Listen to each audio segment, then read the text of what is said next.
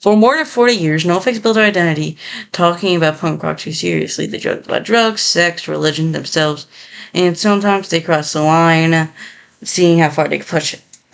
May 2019. And sometimes they would. And behind all the jokes, there's a much darker story, because Nofx is one of the biggest independent punk bands of all time. They were clearly talking about addiction, for changing friendships, and uncomfortable reality, with the band spending decades spending a joke. And today, we're talking the darker side of Nofx, and trust me, there is a lot. Before we get really into it, if you can, like and subscribe. It helps me a lot. I'm trying to reach 50 before, I'm going to say, October. I don't know, good goal, point. But one of the biggest reasons why Nofx became so popular because of Fat Mike himself. He wasn't trying to become a mystery punk frontman. He was sarcastic, loud, and willing to make himself look stupid. He was constantly making jokes. That's what made Nofx different. But there's a much darker side that changes everything comedic to something that people can tell when you're serious. It's something you can't tell either. But over years, Nofx, Fat Mike would openly discuss about his struggles with drugs, addiction, substance. If you watched their documentary, they especially talk about this. I was sadly not able to see it because was not able to get tickets, sadly. But getting back on topic, Nofx they're actually part of their lives where the story gets much darker. North fans used taking on the drugs. Eventually, drugs wasn't just a punchline. On one of their, some people say this is one of their better albums. I think it's like 45 or 46 songs. They made a full song called "Drugs Are Good," but really, but also that album was really weird.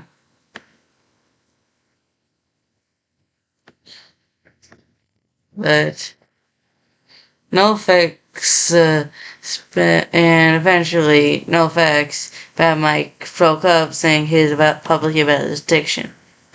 Most importantly, that's because he spoke only satisfaction life, and that's a point because if you look at some of Nofx's old material, some are ridiculous, some of it is intentionally offensive, but underneath all of that, the group wasn't trying to unstable their lives and stuff.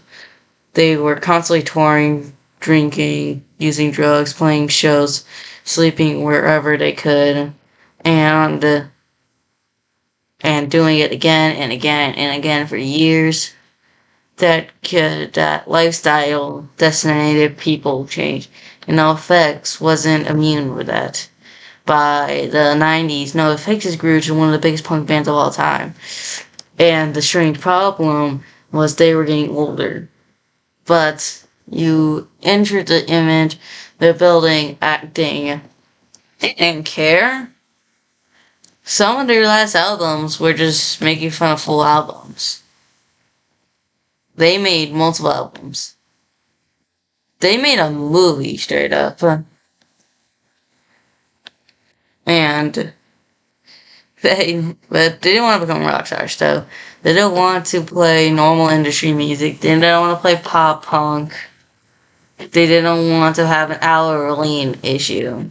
If you don't know who that is, I don't know either. But they didn't want to play in normal industry. They really didn't want to be some serious celebrities. And that's why it took, they stayed so independent for so long. The crisis is why some bands like Bad Religion, Really an Offering were taking huge major level years.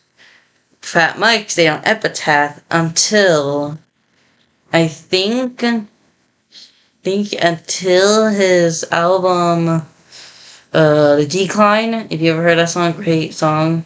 But that's where he switched his own record label, Fat Wreck, where they released one of their better albums. I really do like War and Terrorism. And the question is, how long can a band do the same thing until something special starts hunting them? But here's where NoFX story gets interesting. Eric Cleaver,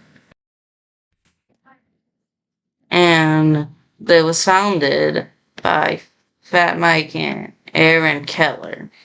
I don't know what that is. Founded Fat Records. And instead of simply using the label to make NoFX richer, they helped creating impacts. And in my opinion, they made some really good calls. They made Lagwagon, Good Riddance, No Use for a Name, R.I.P. Tony Slide, Profanity Strung Out Against Me, and a bunch of bands. Basically, if you start a band and you sound decent, Fat Records is probably the band that probably takes. And also, it's only 35 years. I'll make a video about that soon. Maybe tomorrow, maybe next year. I'll never know. I just make a video when I'm bored. And no, not actually when I'm bored. No, I actually do really enjoy making it. Don't take that personally, please. Don't. It's the only way. Just don't hide. I'll go insane. But here's where Nofx. The story gets very interesting. Because Fat Wreck became one of the most important punk record labels. The record label wasn't massive touring. Not exactly, but suddenly there's a business run. Artists depend on labels, money, contracts, tours, relationships, anything that can run a major label. The punk rock community had real business. But here's another question. Can you become successful without the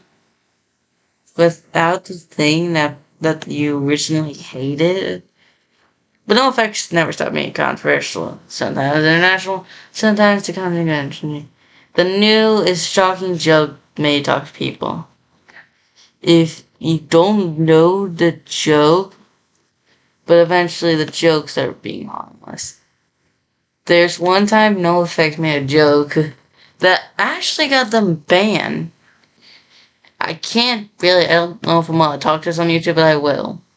But in May of 2018, NoFX Fat Mike made a controversial joke on stage at the Punk Rock Bowling Museum in Las Vegas, joking around the attendants only got shot if they like country, remarking about 2017 at 91 Harvest Festival, at least they were country fans, not punk fans. They didn't tour the US for a year straight up. Yeah, if you look at the 2019 tour, they had a US tour, okay? But then if you look at their 2020 tour, they don't have one in the US. It was a UK tour. It took a full year for them to even come back. And then they came back for a while. But the humorous jokes stopped becoming punk humor. But because of that, some comments were critical, often some were inappropriate and insensitive. And the band's attitude was often, it's punk rock. We're supposed to piss people off. And they're not wrong. You look at Dead Kennedys, especially some older punk rocks are total dickheads. But this is where it's complicated. because there's a difference between challenging people and simply hurting people. And Nofx decided to walk that line, and sometime they crossed it. It was during the Funk Festival, but after decades of people make fun of them, they want to stop touring. And this is where the bittersweet, because Nofx changed everything. The lineup, addiction to controversy, energy, rise and fall cities, the ride and streaming. I'm trying to speedrun this so this video doesn't become an hour long, because I could definitely talk about Nofx. I did for like 30 minutes one time. I'm not making sure that happens again for me. And countless punk rock bands coming and going. Nofx stayed. But they didn't stay young forever. And sadly, when they retire, it still hurts us in the guts. You don't have to like everything Nofx did. You can really hate Nofx, but still, you'll be like, oh yeah, I love Punk and Trouble. Punk and Trouble is one of my favorite songs of all time. And I won't blame me personally.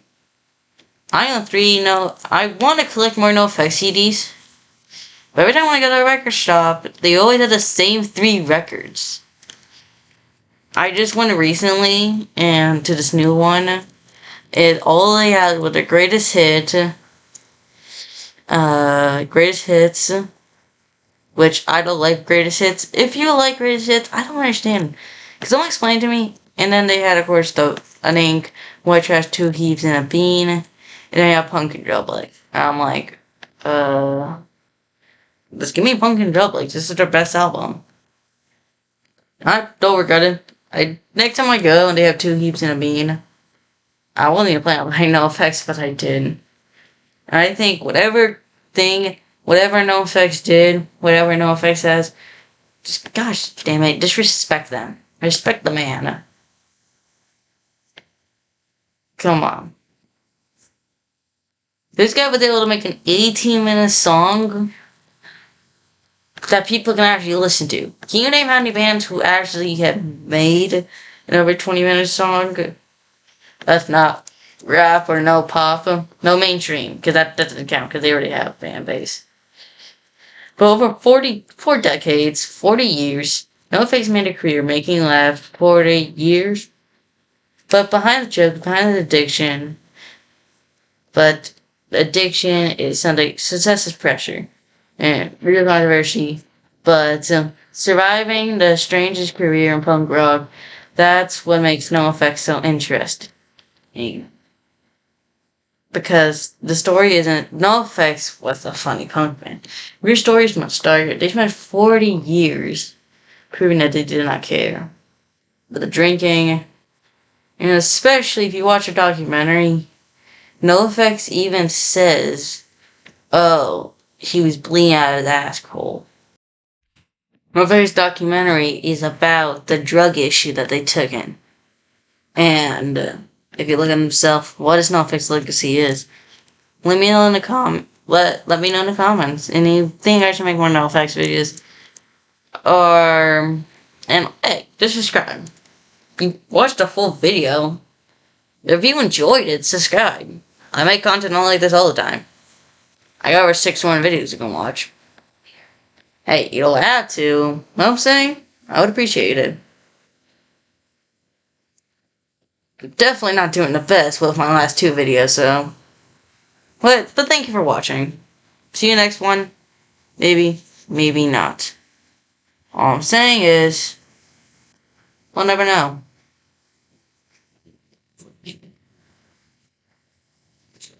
I am leaving.